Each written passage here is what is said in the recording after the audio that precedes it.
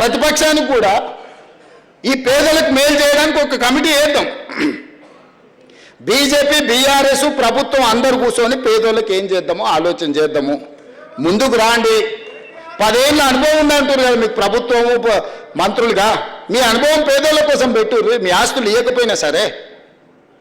కాబట్టి ఇక్కడ ఉన్న నా మిత్రులందరికీ ఒకటే, వాళ్ళు ఏదో సోషల్ మీడియా నిజంగా పోయినోనికి దుఃఖం ఉంటుంది. నాకు అర్థం కాదానే. ఓ పేదోడికి జీవితాంతం కష్టపడి కొనుక్కుంటానో కట్టుకుంటానో అది కూలిపోతే దుఃఖం ఉంటుంది.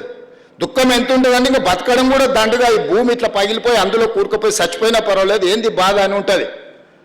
20 ఏళ్ళ నుంచి ప్రతిపక్షంలో ఉన్న పేదోడి బాధ తెలియకుండానే నేను ఇంత దూరం వచ్చినా.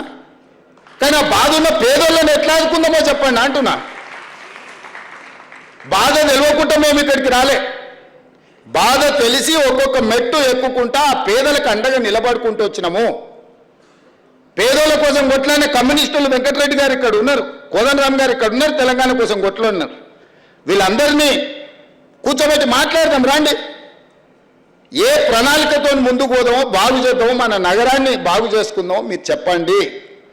ఏది చేసినా అడ్డం పడి శనీశ్వరులాగా, శని కాలకే మూటలాగా ప్రభుత్వం ఏ కార్యక్రమం చేసినా, రైతు రుణమాఫీ చేసినవా 25 రోజుల్లో 18,000 కోట్ల రూపాయలు 22,22,663 మంది రైతులకు 2 లక్షల అప్పున్న ప్రతి రైతుకు మాఫీ చేసిన నేను.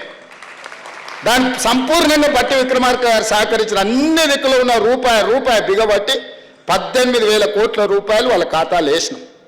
2 లక్షల పైన ఉన్న వాళ్ళకి ఆ పైన మీరు కడితే మిగతా ఇస్తామని చెప్పినాం. రైతు రుణమాఫీ జరగలేదని ఇలా దిక్కుమాల నోటి దీక్ష పెట్టిండు.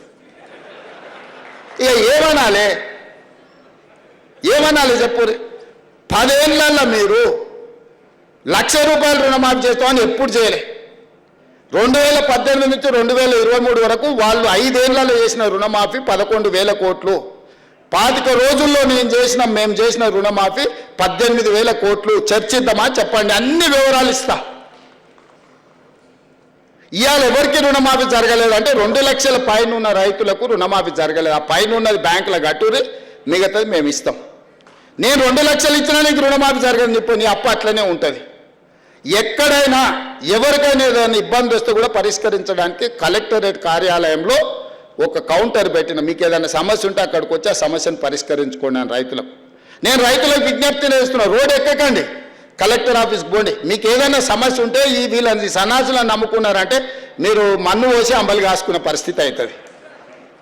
కలెక్టర్ ఆఫీస్కి పోయి కలెక్టర్ ఎదురు కూర్చొని, సార్ నాకెందుకో నాదేమన్నా అక్షరం తప్పు వాటదా, లేకపోతే నాకు 1,00,000 ఎందుకు రాలేదంటే కలెక్టర్ని అడగండి. 2 లక్షల పైన ఉంటే 5 కట్టి తీసుకురండి, ఇస్తా. 2 లక్షల లోపల ఉండి ఎవరికైనా ఏదైనా కారణం చేత అప్పు మాఫీ జరగకపోతే కలెక్టర్ ఆఫీస్లో అధికారులు ఉన్నారు మీ సమస్యను పరిష్కరించడానికి. కాబట్టి దయచేసి ఇక్కడున్న కాక అభిమానులందరికీ కాంగ్రెస్ పార్టీ కాక కుటుంబం, ఈ పార్టీకి కష్టం వస్తే మీకు అందరికి కష్టం వచ్చినట్టే, మనందరికి కష్టం వచ్చినట్టే. కష్టపడి తెచ్చుకున్న ఈ ప్రభుత్వం, ఇందిరమ్మ రాజ్యం ఈరోజు మన మీద దుమ్మెత్తిపోయాలని అధికారం కోల్పోయిన వాళ్ళు విచక్షణారహితంగా ఎట్లా పడితే అట్లా మాట్లాడి సోషల్ మీడియాతోనే అధికారంలోకి వస్తామనుకుంటారు. సోషల్ మీడియాతోనే అధికారంకు రారు, కానీ చెర్లపల్లికి అయితే పోతారు. నేను గ్యారెంటీగా చెప్తున్నా.